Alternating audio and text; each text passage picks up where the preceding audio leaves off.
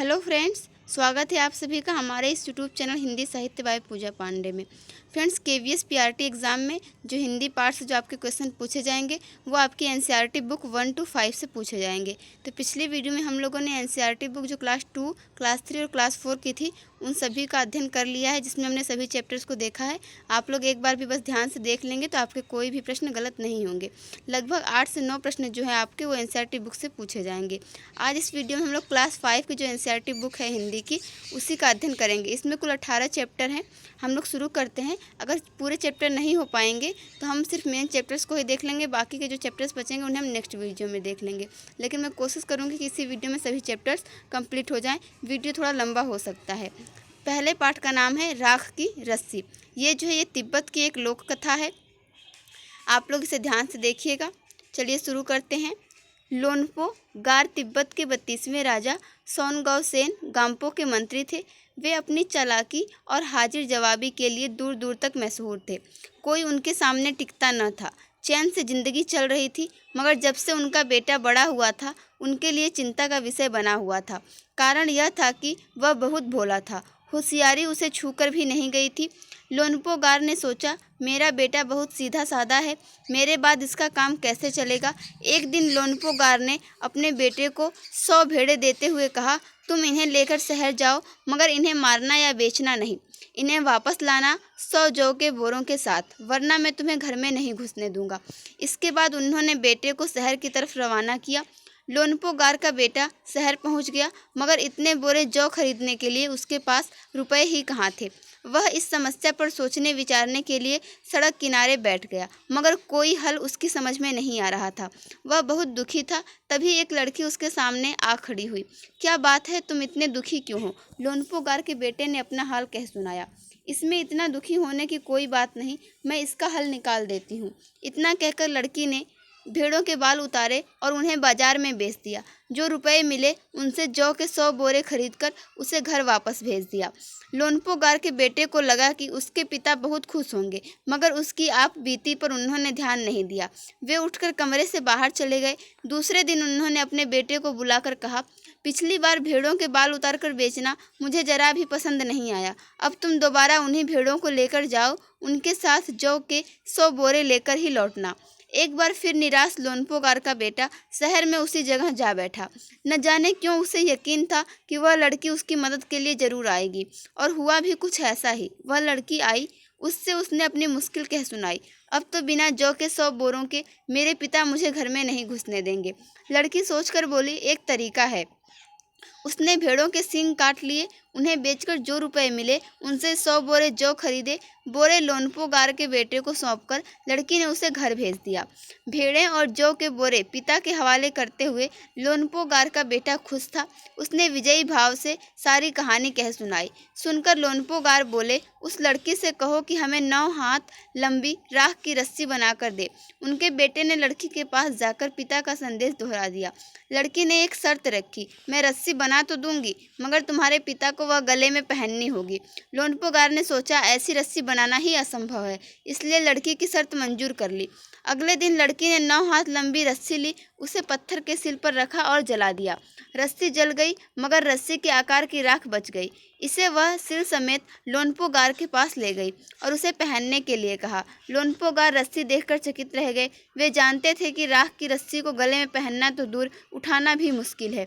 हाथ लगाते ही वह टूट जाएगी। लड़की की समझदारी के सामने उनकी अपनी चालाकी धरी रह गई। बिना वक्त गंवाए लोन्पो गार ने अपने बेटे की शादी का प्रस्ताव लड़की के सामने रख दिया और धूमधाम से उन दोनों की शादी हो गई।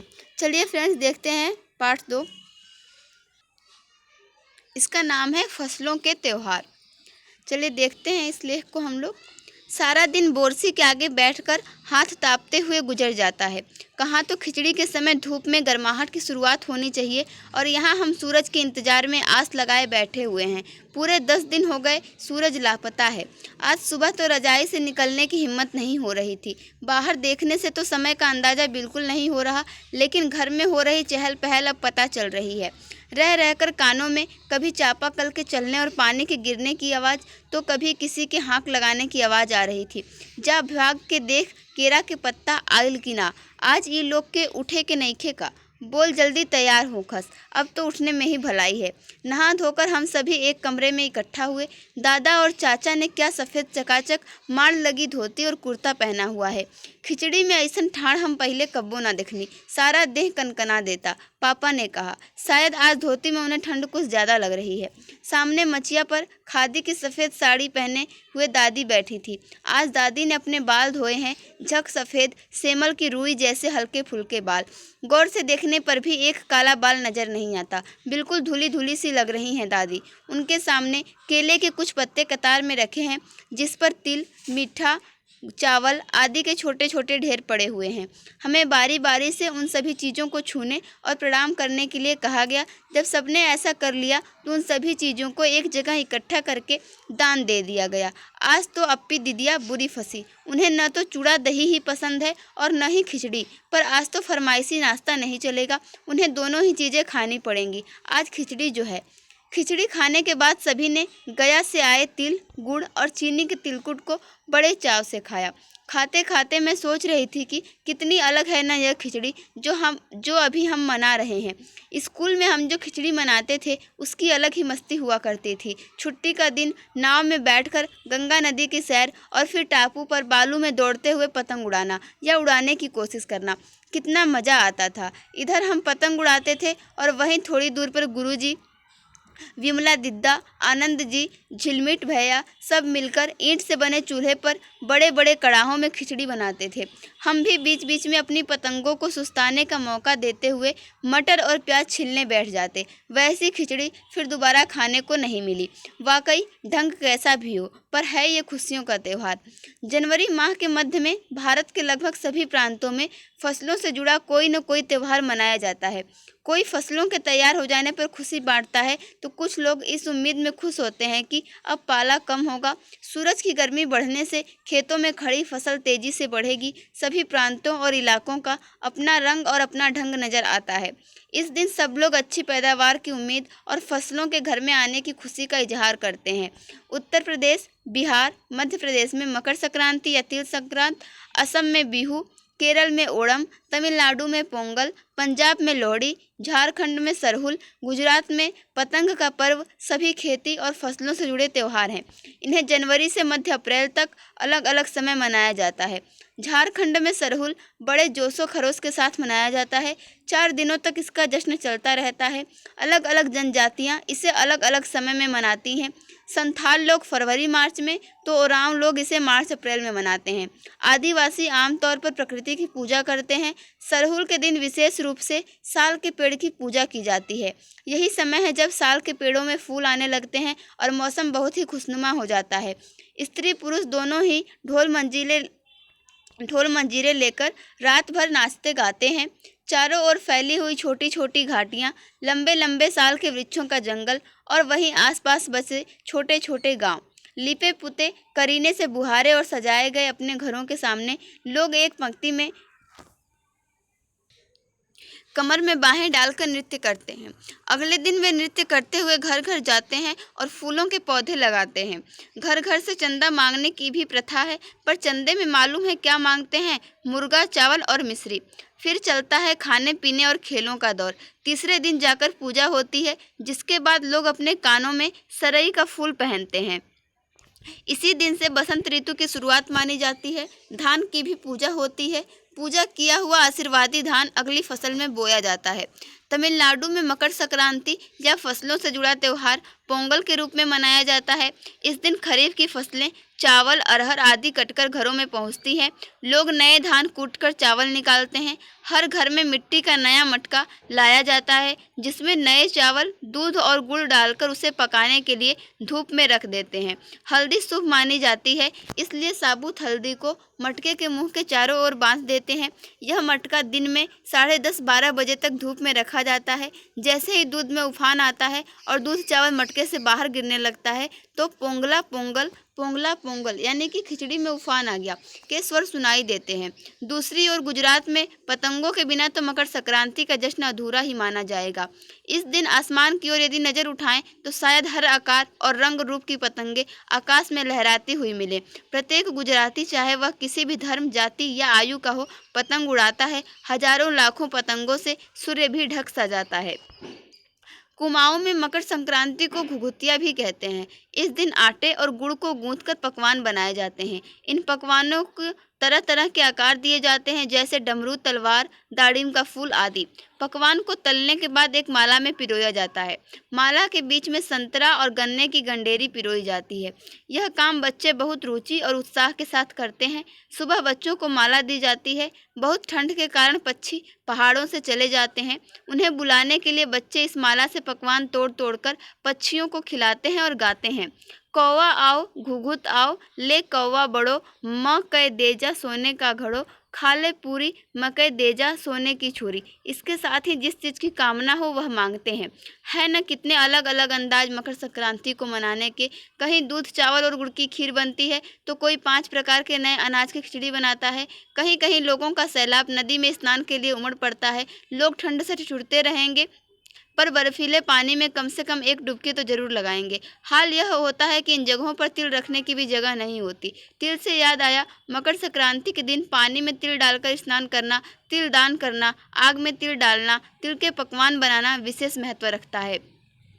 चलिए फ्रेंड्स, देखते हैं हम लोग अब अगला पाठ। यह पाठ संख्या 3 जिसका नाम है खिलौने वाला। ये एक कविता है, आइए देखते हैं इसे। वह देखो माँ, आज खिलौने वाला फिर से आया है। कई तरह के सुंदर सुंदर नए खिलौने लाया है। हरा हरा तोता पिंजड़े में, गेंद 1 पैसे वाली, छोटी सी मोटर गाड़ी है सर सर सर चलने वाली, सीटी भी है कई तरह के सुंदर खेल, चाबी भर देने से भग भग करती चलने वाली रेल, गुड़िया भी है बहुत भली सी पहने कानों में बाली, छोटा सा टी सेट है, छोटे छोटे हैं लोटा थाली, छोटे छोटे धनुष बाढ़ हैं, है छोटी छोटी तलवार, नए खिलौने ले लो भैया, जोर जोर वह रहा पुकार, मुन्नू ने गुड़िया ले ली है, मोहन ने मोटर गाड़ी, मचल मचल सरला कहती है माँ से लेने को साड़ी, कभी खिलौने वाला भी माँ क्या साड़ी ले आता है, साड़ी तो वह कपड़े वाला कभी कभी दे जाता है, अम्मा तुमने तो ला कर के मुझे दे दिए पैसे 4, कौन खिलौना लेता हूँ मैं, तुम भी मन में करो विचार, तुम सोचोगी मैं ले लूँगा तोता बिल्ली मोटर रेल, पर माँ यह मैं कभी न लूँगा, यह तो हैं बच्चों के खेल, मैं तलवार खरीदूँगा माँ या मैं लूँगा तीर कमान, जंगल में जा किसी ताड़का को मारूँगा राम समान, तपसी यज्ञ करेंगे असुरों को मैं मार भगाऊंगा, यूं ही कुछ दिन करते करते रामचंद्र बन जाऊंगा, यहीं रहूंगा कौशल्या मैं तुमको यहीं बनाऊंगा, तुम कह दोगी वन जाने को हंसते हंसते जाऊंगा, पर माँ बिना तुम्हारे वन में मैं कैसे रह पाऊंगा, दिन भर घूमूंगा जंगल में लौट कहाँ पर आऊंगा, किससे लूँगा पैसे रूठूंगा तो कौन मना लेगा, कौन प्यार से बिठा गोद में मन चाही चीज़ें देगा। चलिए फ्रेंड्स, ये कविता यहीं पे ख़त्म होती है। देखते हैं हम लोग अगला पाठ। इस पाठ का नाम है नन्हा फनकार। आइए देखते हैं। वह लड़का एक चौकोर लाल पत्थर के पास बैठ गया। उसने जल्दी जल्दी कोई प्रार्थना बुदबुदाई और छेनी हथौड़ा उठाकर अपने काम में जुट गया। कुछ दिन पहले ही उसने इस पत्थर पर घंटियों की कतारें और कड़ियाँ उकेरना शुरू किया था। लड़के ने एक अधबनी अधूरी घंटी पर छेनी की नोक टिकाई और सावधानीपूर्वक हथौड़े से घंटी पर नक्काशी करने में जुट गया। हथौड़े के वार से पत्थर पर जो कटाव उभरता, उससे पत्थर की किरचें छितरा जाती और वह आंखें सिकोड़ लेता। साथ साथ धीमी आवाज़ में वह कुछ गुनगुनाने भी लगता। उसके चारों ओर दूसरे संगत रास भी अपने अपने काम में डूबे हुए थे। केशव 10 साल का था और अभी अपना काम सीख ही रहा था। पिता के एक बार करके दिखा देने पर वह सीधी लकीरों वाले और घुमावदार डिजाइन उकेर सकता था। अब तक उसने नक्काशी का जो भी काम किया था, उनमें से इन घंटियों को बनाना ही सबसे ज़्यादा मुश्किल था। केशव जानता था कि एक दिन तो ऐसा जरूर आएगा जब वह बहुत बारीक जालियाँ, महीन नफीस बेल बूटे, कमल के फूल, लहराते हुए सांप और इठलाकर चलते हुए घोड़े, ये सब पत्थर पर उकेर पाएगा, ठीक उसी तरह जैसे उसके पिता बनाते हैं। कई साल पहले जब वह पैदा भी नहीं हुआ था, उसके माता पिता गुजरात से आगरा आकर बस गए थे। बादशाह अकबर उस वक्त आगरे का किला बनवा रहे थे और केशव के पिता को यही काम मिल गया। केशव का जन्म भी आगरे में ही हुआ था। उसे गुजरात के पुश्तैनी गांव जाने का तो कभी मौका ही नहीं मिला। आगरे की गलियां और अब सीकरी, बस यही उसका घर था। चारों ओर हो रही छेनी हथौड़ों की ठक-ठक, खड़-खड़ के बीच केशव को किसी के कदमों की आहट भी न सुनाई पड़ी। इसलिए अचानक कानों में एक आवाज़ पड़ने पर वह चौंक गया। माशा अल्लाह, ये घंटियाँ कितनी सुंदर हैं! तुमने खुद बनाई हैं? पीछे मुड़कर केशव ने आंखें उठाईं तो उसे एक आदमी दिखा। बेशक मैंने ही ये घंटियाँ बनाई हैं। क्या मैं आपको पत्थरों पर नक्काशी करता नजर नहीं आ रहा? देखते नहीं मैं ही पत्थर को तराश रहा हूँ। केशव ने बड़ी तल्खी से जवाब दिया। दिखता तो है, पर तुम इतने छोटे लगते हो ना। वह आदमी हंसते हुए बोला। मैं 10 साल का हूँ। 10? अच्छा। वह आदमी पास पड़े पत्थर पर बैठते हुए बोला। तब तो काफी बड़े हो। मैंने भी 13 साल की उम्र में एक लड़ाई में हिस्सा लिया था। अब केशव उस आदमी को अच्छी तरह देख पा रहा था। उसकी उम्र रही होगी 30 से ऊपर। कद मझोला था। वह सफेद अंग रखा और पजामा पहने हुए था। उसके लंबे बाल गहरे लाल रंग की पगड़ी में अच्छी तरह से ढके हुए थे। लगता है कोई बहुत बड़ा आदमी है। केशव ने उस आदमी के गले में पड़ी बड़े बड़े मोतियों की माला और उंगलियों की अंगूठियों को देखते हुए सोचा। तीखी नाक, बड़ी बड़ी आंखें, होठों को ढकते हुए नीचे की तरफ आती घनी मूछें। केशव उस आदमी के व्यक्तित्व का मुआयना कर ही रहा था कि तभी उस आदमी ने एक नक्काशी की तरफ इशारा करते हुए कहा, इस लड़ी में अभी काफ़ी काम बाकी है। इससे पहले कि केशव कोई जवाब देता, उसने किसी के तेजी से दौड़कर आने की आवाज़ सुनी। यह और कोई नहीं, महल का पहरेदार था। हुजूर माफ़ करें, मुझे आपके आने का पता ही नहीं चला, हाँफते हुए उसने कहा। फिर वह मुड़कर भौचक से खड़े केशव को घूरते हुए बोला, बेवकूफ़, खड़ा हो। हुजूर आला के सामने बैठने की जुर्रत कैसे की तूने? झुककर सलाम कर इन्हें। अब केशव का माथा ठनका। उसे कुछ कुछ समझ आ रहा था। बदहवासी में छेनी हाथ से छूटकर नीचे गिरी और वह जल्दी से उठकर खड़ा हो गया। अरे कहीं ये बादशाह अकबर तो नहीं? यह ख्याल आते ही उसने झुककर सलाम किया और खरगोश किसी कातर नज़रों से अकबर को देखने लगा। अकबर को पहरेदार की यह दखलंदाजी भली न लगी। उन्होंने खींचकर पहरेदार को वहां से जाने का इशारा करते हुए कहा, ठीक है सिपाही, कुछ देर के लिए हमें अकेला छोड़ दो। पहरेदार तो चला गया, मगर केशव असमंजस में था कि उसे क्या करना चाहिए। वापस अपना नक्काशी का काम शुरू करे या बादशाह के हुक्म के इंतजार में खड़ा रहे। दिल तो उसका अभी भी धक धक कर रहा था। हाँ, पर अब वह डरा हुआ नहीं था, क्योंकि अकबर प्यार से उसे देखते हुए मुस्कुरा रहे थे। तुम्हारा नाम क्या है? अकबर ने नरम आवाज में पूछा। केशव, उसने नपा-तुला जवाब दिया। केशव, क्या तुम मुझे नक्काशी करना सिखाओगे? उलझन में पड़े केशव ने तुरंत सिर हिला दिया। तब तो तुम्हें मेरे लिए हथौड़े और छेनी का भी इंतजाम करना होगा। केशव फुर्ती से अपने पिता के पास भागा गया और उनका छेनी हथौड़ा उठाकर उल्टे पांव लौट आया। दोस्ताना अंदाज में अकबर केशव के पास जमीन पर बैठ गए और पास में पड़े पत्थर को खींचते हुए बोले, ठीक है, अब बताओ कि मुझे क्या करना है। केशव ने संदेह भरी नज़रों से अकबर की ओर देखा। हुजूर, क्या आप यह सब करेंगे? क्यों नहीं, मुझे तो विश्वास है कि मैं सीख ही लूँगा। नहीं नहीं, मेरा मतलब ये नहीं था। केशव सकपका गया। दरअसल मैं कहना चाहता था कि आप इतने बड़े बादशाह हैं, ये ठीक नहीं लगता। उसने कुछ अनमने भाव से कहा। अकबर हंसकर बोले, अच्छा, लेकिन पिछले हफ्ते तो मैंने मिट्टी से भरी डलिया ढोने में किसी की मदद की थी। क्या यह काम उससे भी ज़्यादा मुश्किल है? केशव अभी भी असमंजस की स्थिति में था। वह अकबर के पास बैठ गया और उन्हें छेनी पकड़ने का सही तरीका सिखाने लगा। फिर जैसे कि केशव के पिता ने उसे सिखाया था, उसने कोयले के टुकड़े से पत्थर पर लकीरें खींचकर एक आसान सा नमूना बनाया और गंभीरता से कहा, देखिए, सिर्फ इन्हीं लकीरों को बहुत ध्यान से तराशना है। अकबर ने पत्थर पर छेनी रखी और जोर से हथौड़े से वार किया, जिससे कटाव ज़्यादा गहरा हो गया। अरे अरे, नहीं नहीं, केशव ने तुरंत गलती पकड़ी। हथौड़े को आहिस्ता से मारना है, ऐसे उसने करके दिखाया। और हाँ, अपनी आंखें थोड़ी मीच कर रखें, वरना किरचें उड़कर आंखों में चली जाएंगी। अकबर मुस्कुराए। जी हुजूर। जवाब में केशव भी मुस्कुरा उठा। वह लगभग भूल ही गया था कि उसके बगल में बैठा वह व्यक्ति हिंदुस्तान का बादशाह है। एक अनाड़ी से वयस्क पर अपने काम की धाक जमाने में उसे मजा आ रहा था। वह बड़े ध्यान से देख रहा था कि अकबर किस तरह लकीरों को उकेर रहे हैं। बादशाह से जरा सी भी चूक हो जाने पर फौरन उसकी त्योरियां चिढ़ जाती। काम करते करते अकबर पूछ बैठते, केशव सही नहीं है क्या? और केशव सिर हिलाकर अपनी असहमति जता देता। अकबर इत्मीनान से बैठ गए और केशव को काम करता हुआ देखने लगे। अपने काम में खोए हुए उन दोनों को इस बात का एहसास नहीं हुआ कि आसपास मौजूद दूसरे संगत तराश उन्हें बड़े कौतूहल से देख रहे हैं। अकबर ने गौर किया कि केशव पत्थर पर बने नमूने को ही नहीं तराश रहा था, बल्कि अपनी तरफ से भी उनमें कुछ जोड़ रहा था, जिससे वे डिजाइन ज़्यादा खूबसूरत लग रहे थे। लड़के के काम करने के अंदाज को देखकर अकबर ने धीरमे से कहा, केशव, देखना, एक दिन तुम बड़े फनकार बनोगे। हो सकता है कि एक दिन तुम मेरे कारखाने में काम करो। कारखाना? कैसा कारखाना? बस एक बार ये महल तैयार हो जाए और लोग आगरा से आकर यहाँ रहने लगें, तब मैं कारखाने बनवाऊंगा। इन कारखानों में मेरी सल्तनत के सबसे बढ़िया फनकार और शिल्पकार काम करेंगे। चित्र बनाने वाले कलाकार, गलीचों के बुनकर, संगत तराश, पत्थर और लकड़ी पर नक्काशी करने वाले शिल्पकार सभी वहाँ काम करेंगे। केशव का चेहरा चमक उठा। वह मुस्कुराते हुए बोला, मैं वहाँ जरूर काम करना चाहूँगा। अकबर उठ खड़े हुए। जाते हुए बड़े प्यार से केशव का कंधा थपथपाया और कहा, अच्छा बेटा, अपना काम जारी रखो। हुजूर, क्या आप दोबारा आएंगे? केशव ने बड़ी उत्सुकता से पूछा। मैं जरूर आऊँगा केशव।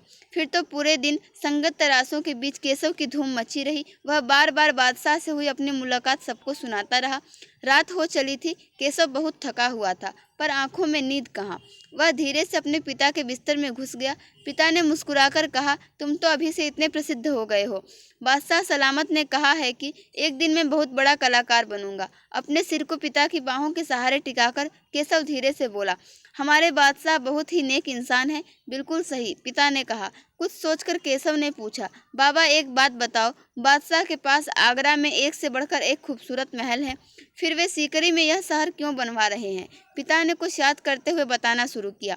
हाँ बेटा, बादशाह का आगरा बहुत सुंदर शहर है, पर सीकरी में नया शहर बनवाने का भी एक खास कारण है। मैंने सुना है कि जब बादशाह अकबर की कोई संतान नहीं थी, इस वजह से वे हर वक्त परेशान रहते थे। वे बहुत से साधु संतों और फकीरों के पास गए। भटकते भटकते बादशाह ख्वाजा सलीम चिश्ती के पास सीकरी आए। उन्होंने ही बादशाह को बताया कि उनके एक नहीं तीन तीन संतानें होंगी, शाहजादा सलीम, मुराद और दनियाल। केशव ने चहकते हुए कहा, बिल्कुल सही। तब बादशाह ने ख्वाजा सलीम चिश्ती के सम्मान में सीकरी में नगर बसाने का फैसला किया था। केशव ने कहा, अच्छा, अब समझा। इसीलिए बादशाह अकबर ने अपने बेटे का नाम सलीम रखा है। हाँ, और इसी कारण हम यहाँ एक नए शहर के लिए पत्थरों को तराश रहे हैं। केशव उन्नीदी आवाज़ में बोला। पिताजी ने देखा कि उनका लाडला बेटा सो गया है। चलिए फ्रेंड्स, ये कहानी यहीं पे ख़त्म होती है। हम लोग देखते हैं अगला पार्ट। इसका नाम है जहाँ चाह वहाँ राह। ये एक लेख है। मलमली धोती का बादामी रंग खिल उठा था। किनारों पर कसूती के टाँकों से पिरोई हुई बेल थी। पल्लू पर भरवां टाँके अपना कमाल दिखा रहे थे। सुनहरे रुपहले बेल बूटों से जान आ गई थी मलमल में। इन बेल बूटों को सजाया था इला सचानी ने। इला की हिम्मत की अनूठी मिसाल हैं ये कढ़ाई के नमूने। 26 साल की इला गुजरात के सूरत ज़िले में रहती हैं। उनका बचपन अमरेली ज़िले के राजकोट गांव में अपने नाना के यहाँ बीता। सांझ होते ही मोहल्ले के बच्चे घरों से बाहर आ जाते। कुछ मिट्टी में आड़ी तिरछी लकीरें खींचते, कुछ कनेर के पत्तों से पिटपिटी बजाते, कुछ गिट्टे खेलते, कुछ इधर उधर से टूटे फूटे घड़ों के ठीकरे बटोरकर पिट्ठू खेलते। जब इन खेलों से मन भर जाता तो पेड़ की डालियों पर झूला डालकर ऊंची ऊंची पेंगे लेते और ऊंचे स्वर में एक साथ गाते, कच्चे नीम की निबोरी, सावन जल्दी अइयो रे। इला गाने में तो उनका साथ देती, पर उनके साथ पेंगे नहीं ले पाती। रस्सी पकड़ने को हाथ बढ़ाती, मगर हाथ तो उठते ही नहीं थे। वह चुपचाप एक किनारे बैठ जाती, मन ही मन सोचती, मैं भी ऐसा कुछ क्यों नहीं कर पाती हूँ। बच्चे भी चाहते कि इला किसी न किसी तरह तो उनके साथ खेल सके। कभी कभार वह पकड़म पकड़ाई और विष अमृत के खेल में शामिल हो जाती। साथियों के साथ जमकर दौड़ती, मगर जब धप्पा करने की बारी आती तो फिर निराश हो जाती। हाथ ही नहीं उठेंगे तो धप्पा कैसे देगी। वह बहुत कोशिश करती, पर उसके हाथों ने तो जैसे उसका साथ न देने की ठान रखी हो। इला ने अपने हाथों की इस जिद को एक चुनौती माना। उसने वह सब अपने पैरों से करना सीखा जो हम हाथों से करते हैं। दाल भात खाना, दूसरों के बाल बनाना, फर्श बुहारना, कपड़े धोना, तरकारी काटना, यहाँ तक कि तख्ती पर लिखना भी। उसने एक स्कूल में दाखिला ले लिया। दाखिला मिलने में भी उसे परेशानी हुई। कहीं तो उसकी सुरक्षा को लेकर चिंता थी, कहीं उसके काम करने की गति को लेकर। किसी काम को तो वह इतनी फुर्ती से कर जाती कि देखने वाले दंग रह जाते, पर किसी किसी काम में थोड़ी बहुत परेशानी तो आती ही थी। वह परेशानियों के आगे घुटने टेकने वाली नहीं थी। उसने 10वीं कक्षा तक पढ़ाई की। वह 10वीं की परीक्षा पास नहीं कर पाई। इला को यह मालूम न था कि परीक्षा के लिए उसे अतिरिक्त समय मिल सकता है। उसे ऐसे व्यक्ति की सुविधा भी मिल सकती थी जो परीक्षा में उसके लिए लिखने का काम कर सके। यह जानकारी इला को समय रहते मिल जाती तो कितना अच्छा रहता। उसे इस बात का दुख है, पर यहाँ आकर सब कुछ खत्म तो नहीं हो जाता ना। उसकी माँ और दादी कसीदाकारी करती थी। वह उन्हें सुई में रेशम पिरोने से लेकर बूटियां उकेरते हुए देखती। न जाने कब उसने कसीदाकारी करने की ठान ली। यहाँ भी उसने अपने पैर के अंगूठों का सहारा लिया। दोनों अंगूठों के बीच सुई थामकर कच्चा रेशम पिरोना कोई आसान काम नहीं था, पर कहते हैं ना, जहाँ चाह वहाँ राह। उसके विश्वास और धैर्य ने कुदरत को भी झुठला दिया। 15-16 साल की होते होते इला काठियावाड़ी कसीदाकारी में माहिर हो चुकी थी। किस वस्त्र पर किस तरह के नमूने बनाए जाएं, कौन से रंगों से नमूना खिल उठेगा और टाके कौन से लगे, यह सब वह समझ गई थी। एक समय ऐसा भी आया, अब उसके द्वारा काढ़े गए परिधानों की प्रदर्शनी लगी। इन परिधानों में काठियावाड़ के साथ साथ लखनऊ और बंगाल भी झलक रहा था। इला ने काठियावाड़ी टाँकों के साथ साथ और कई टाँके भी इस्तेमाल किए थे। पत्तियों को चिकनकारी से सजाया था, डंडियों को कांथा से उभारा था, पशु पक्षियों की ज्यामितीय आकृतियों को कसूती और जंजीर से उठा रखा था। पारंपरिक डिजाइनों में यह नवीनता सभी को बहुत भाई। इला के पांव अब रुकते नहीं हैं। आंखों में चमक, होठों पर मुस्कान और अनूठा विश्वास लिए वह सुनहरी रुपहली बूटियां उकेरते थकती नहीं है। चलिए फ्रेंड्स, अगला पाठ देखते हैं। इसका नाम है चिट्ठी का सफ़र। ये भी एक लेख है। अपनी 10-12 साल की ज़िंदगी में तुमने कुछ पत्र तो लिखे ही होंगे। वे पत्र अपने सही पते और समय पर किस तरह पहुँचे होंगे, यह बहुत सी बातों पर निर्भर करता है। जैसे कि चिट्ठी किस स्थान से किस स्थान पर भेजी जा रही है, संदेश पहुँचाने की कितनी जल्दी है, तुमने पूरा और ठीक पता लिखा है कि नहीं, तुमने उस पर डाक टिकट लगाया है कि नहीं आदि। अब प्रश्न यह उठते हैं कि आखिर चिट्ठी पर डाक टिकट लगाया ही क्यों जाए? पूरे और ठीक पते से क्या मतलब है? ज़रूरत पड़ने पर संदेश को जल्दी कैसे पहुंचाया जाए? स्थान बदलने से चिट्ठी के पहुंचने पर क्या असर पड़ता है? इनमें से कुछ सवालों के जवाब शायद तुम्हारे पास हों, खासकर तुम में से उनके पास जो डाक टिकटें इकट्ठा करने का शौक़ रखते हैं। ये दोनों पते किस तरह से भिन्न हैं? गांधी जी को भेजे गए पत्र में पते की जगह पर लिखा है महात्मा गांधी, जहाँ हो वहाँ, वर्धा, जबकि लिफाफे पर इमारत या संस्थान से लेकर शहर तक का नाम लिखा हुआ है। पते में सबसे छोटी भौगोलिक इकाई से शुरू करके बड़ी की ओर बढ़े हैं। छोटी से बड़ी भौगोलिक इकाई का मतलब यह हुआ कि घर के नंबर के बाद गली मोहल्ले का नाम, फिर गांव कस्बे, शहर के जिस हिस्से में है उसका नाम, फिर गांव या शहर का नाम। शहर के नाम के बाद लिखे अंक को पिन कोड कहते हैं। हर जगह को एक पिन कोड दिया गया है। यह सोचने लायक बात है कि आखिर पिन कोड की ज़रूरत क्या है। हमारे देश में अनेक ऐसे कस्बे, गांव, शहर हैं जिनके नाम एक जैसे हैं। पते के बाद पिन कोड लिखने से गंतव्य स्थान का पता लगाने में डाक छांटने वाले कर्मचारियों को मदद मिलती है और पत्र जल्दी बांटे जा सकते हैं। पिन कोड की शुरुआत 15 अगस्त 1972 को डाक तार विभाग ने पोस्टल नंबर योजना के नाम से की। जाहिर है कि गांधी जी को मिले इस पत्र पर और उन्हें मिले किसी भी पत्र पर पिन कोड का इस्तेमाल नहीं किया गया था। फ़र्क सिर्फ पिन कोड का ही नहीं है, समय के साथ डाक सेवाओं में निरंतर बदलाव और विकास होता रहा है। बहुत पुराने समय में कबूतरों के द्वारा संदेश भेजे जाते थे। जब संदेशवाहक कबूतरों की बात हो रही है तो उन इंसानों की बात कैसे न हो जो ऐसे समय से डाक पहुंचाने का काम करते रहे जब संचार और परिवहन के साधन बेहद सीमित थे। बात हो रही है उन हरकारों की जो पैदल ही आम आदमी तक चिट्ठी पत्री पहुंचाने का काम करते रहे। राजा महाराजाओं के पास घुड़सवार हरकारे हुआ करते थे। हरकारों को न सिर्फ हर तरह की जगहों पर पहुंचना होता था, बल्कि डाक की रक्षा भी करनी होती थी। डाकू, लुटेरों या जंगली जानवरों की चपेट में आने का डर हमेशा बना रहता था। आज भी भारतीय डाक सेवा दुर्गम व पहाड़ी इलाकों तक डाक पहुंचाने के लिए हरकारों पर निर्भर करती है। जम्मू कश्मीर के लद्दाख खंड में पद्म जंस्कार जैसी कई जगहें हैं जहां हरकारे डाक पहुंचाते हैं। आजकल तो संदेश भेजने के नए नए और तेज साधन आसानी से उपलब्ध हो गए हैं। डाक बांटने में हवाई जहाज, पानी के जहाज और जाने कौन कौन से साधन इस्तेमाल किए जा रहे हैं। डाक विभाग भी पत्र, मनी ऑर्डर के साथ ईमेल, बधाई कार्ड आदि लोगों तक पहुंचा रहा है। कबूतरों की उड़ान से लेकर हवाई डाक सेवाओं तक का सफ़र दिलचस्प करने वाला है। यह सोचकर आश्चर्य होता है कि कबूतर जैसा पक्षी संदेशवाहक भी हो सकता है। कबूतर की कई प्रजातियां होती हैं और ये सभी संदेश लाने ले जाने का काम नहीं कर सकती। गिरहबाज या हुमर वह प्रजाति है जिसे प्रशिक्षित करके डाक संदेश भेजने के काम में लाया जाता है। आखिर कबूतर अपना रास्ता ढूंढ कैसे लेता है? उन प्रवासी पक्षियों के बारे में सोचो और पता करो कि वे कैसे सैकड़ों मील का रास्ता और सही जगह तय कर पाते हैं। चलिए फ्रेंड्स, एक लेख जो है यहीं पे समाप्त होता है। अगला चैप्टर देखते हैं।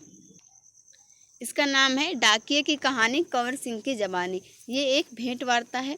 शिमला की माल रोड पर जनरल पोस्ट ऑफिस है। उसी पोस्ट ऑफिस के एक कमरे में डाक छांटने का काम चल रहा है। सुबह के 11:30 बजे हैं। खिड़की से गुनगुनी धूप छनकर आ रही है। इस धूप का मजा लेते हुए 2 पैकर और 3 महिला डाकिया फटाफट डाक छांटने का काम कर रहे हैं। वहीं पर मैंने सरकार से पुरस्कार पाने वाले डाकिया कंवर सिंह जी से बात की। यही बातचीत आगे दी जा रही है। आपका शुभ नाम? मेरा नाम कंवर सिंह है। मैं हिमाचल प्रदेश के शिमला जिले के नेरवा गांव का निवासी हूं। मेरी उम्र 45 साल है।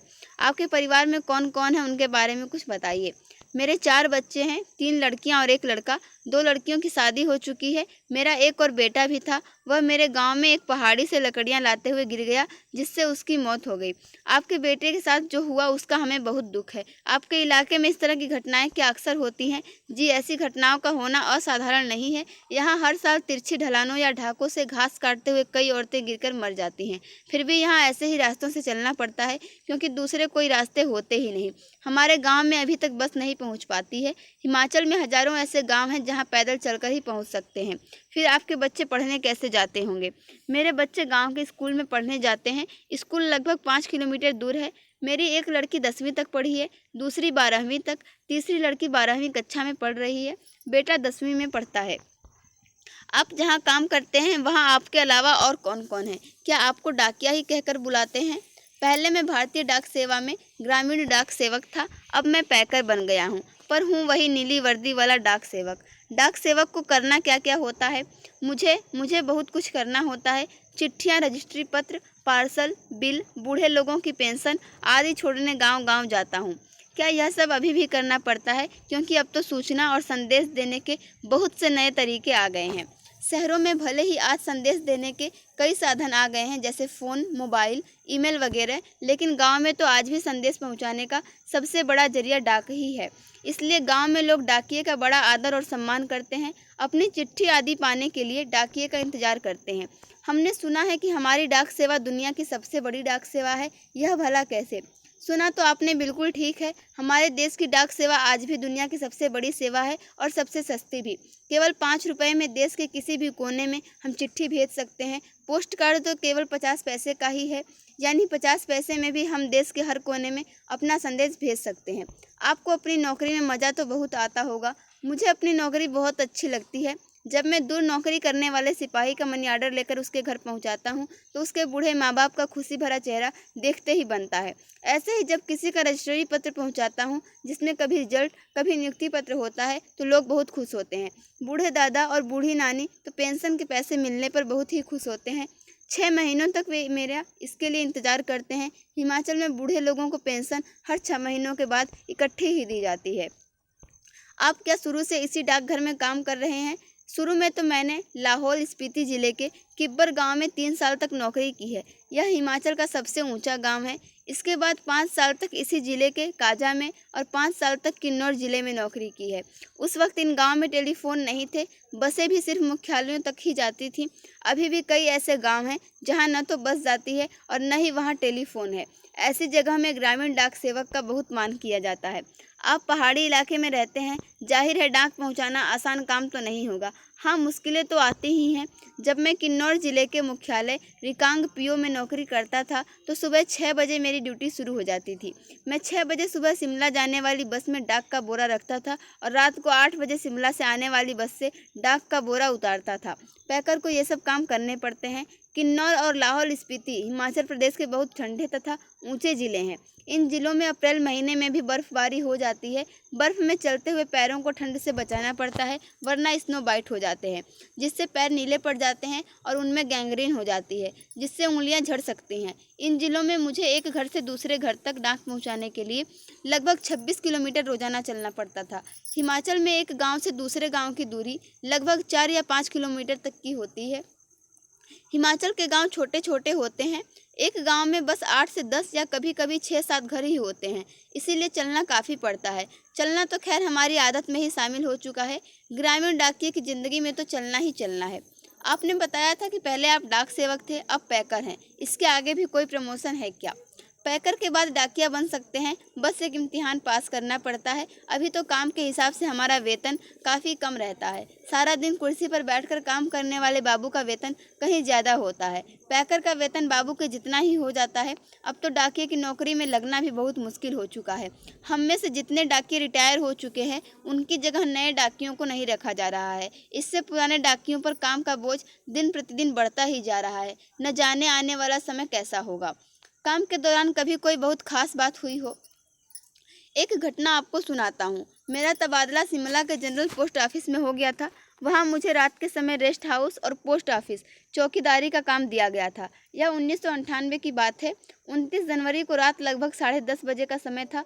बाहर से किसी ने पोस्ट ऑफिस का दरवाज़ा खटखटाया। मैंने पूछा कौन है। जवाब आया, दरवाज़ा खोलो, तुमसे बात करनी है। मैंने दरवाज़ा खोला तो अचानक 5-6 लोग अंदर घुसे और मुझे पीटना शुरू कर दिया। मैंने पूछा क्यों पीट रहे हैं, तो उन्होंने कोई जवाब नहीं दिया।